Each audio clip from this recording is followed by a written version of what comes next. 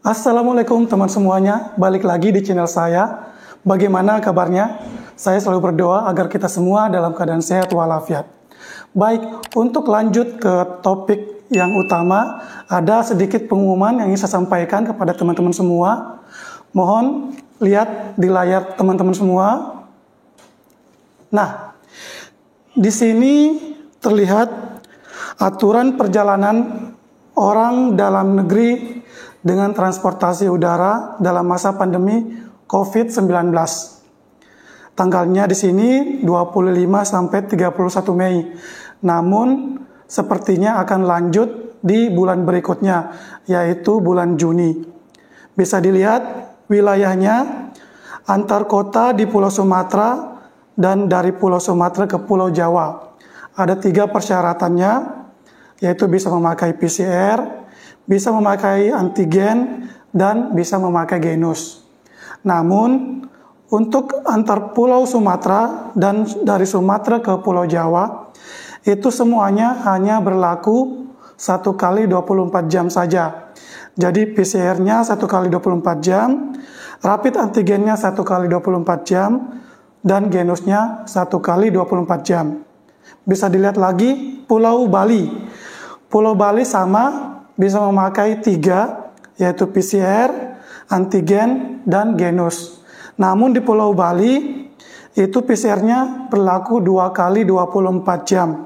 Sedangkan antigennya 2 kali 24 jam, dan genusnya hanya 1 kali 24 jam. Kita lanjut untuk di daerah lain.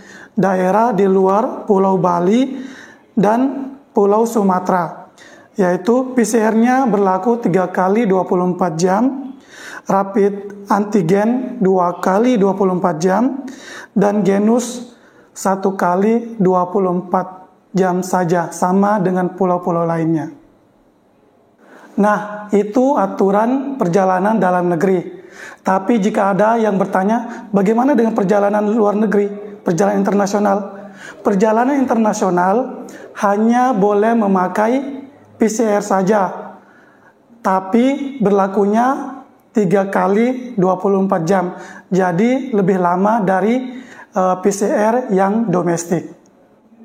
Untuk pengumuman yang kedua, yaitu ada beberapa maskapai yang dalam penjualan tiketnya itu mencantumkan akan mendapat diskon atau potongan jikalau mereka melakukan tes PCR atau antigen.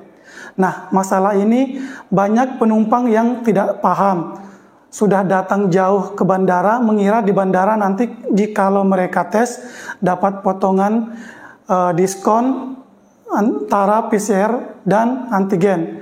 Namun nyatanya tidak demikian, karena beberapa maskapai yang mencantumkan hal tersebut tidak bekerja sama dengan pihak bandara, namun mereka bekerja sama kepada rumah sakit yang ada di luar bandara. Jadi teman-teman semua harus tahu maskapai ini bekerja sama dengan rumah sakit mana, dan maskapai ini bekerja sama dengan rumah sakit yang mana.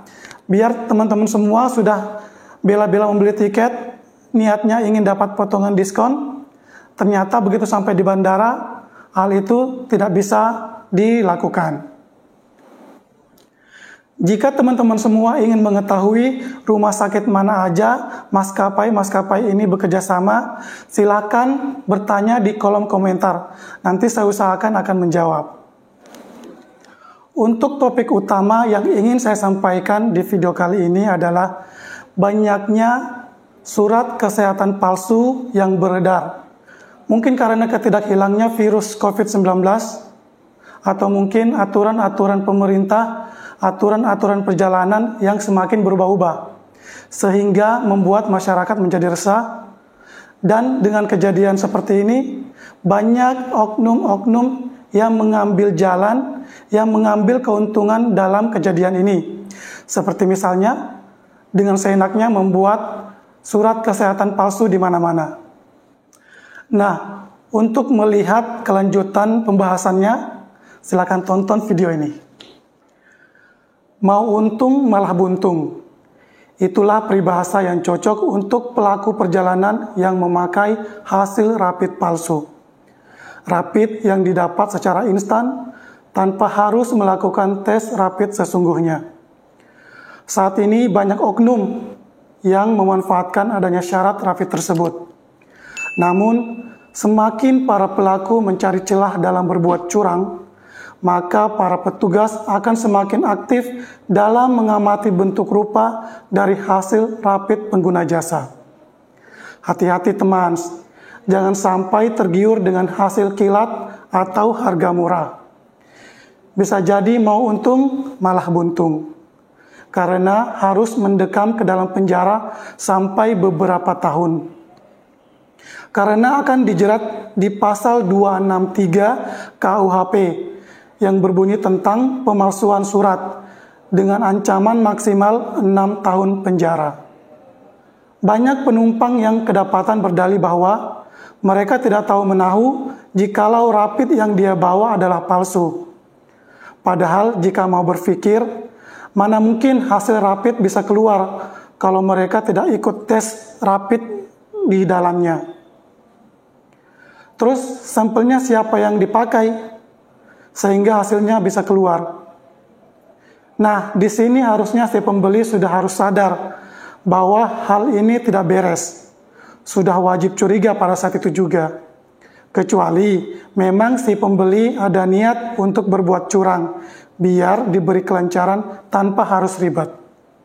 Jadi begitu, teman-teman, saya harap lebih berhati-hati dan lebih mawas diri. Ini ada beberapa contoh kasus yang sudah ditangani oleh polisi. Silakan ditonton, ini videonya. Para tersangka menawarkan surat tes cepat palsu kepada para calon penumpang kapal yang hendak berlayar menuju Kalimantan, Sulawesi, dan Papua. Kepada petugas, tersangka mengaku telah memulai tindak kejahatan tersebut sejak bulan September lalu dengan membandrol harga Rp100.000 untuk satu buah surat keterangan palsu tes cepat. Ketiga tersangka merupakan pemilik biro perjalanan, calo tiket, dan juga seorang pegawai puskesmas di Surabaya yang membantu memasukkan tanda tangan dokter dalam surat tes cepat tersebut. Gimana? Masih kurang yakin? Kalau masih kurang yakin, saya tambahin nih videonya. Pemirsa, seorang calon penumpang pesawat tujuan Papua diamankan petugas di Bandara Soekarno-Hatta, Tangerang, Banten karena menggunakan surat hasil swab PCR tes palsu. Pihak kepolisian masih mengejar satu pelaku yang memberikan surat hasil swab palsu kepada pelaku.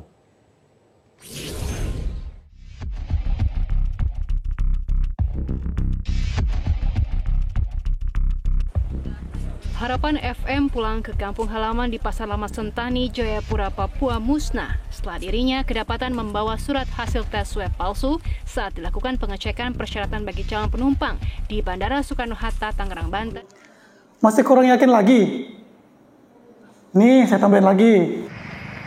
Satuan Tugas Pengamanan Bandara Juanda, Surabaya, Minggu siang mengamankan 5 orang calon penumpang karena diduga menggunakan surat rapid test palsu. Berawal dari kecurigaan petugas terhadap hasil scan barcode dan stempel klinik ataupun rumah sakit penerbit surat hasil rapid test calon penumpang. Baik, terima kasih untuk semua yang sudah menonton video ini dari awal sampai akhir. Dan saya meminta kepada semua teman-teman agar jangan lupa komen, like, and subscribe. See you.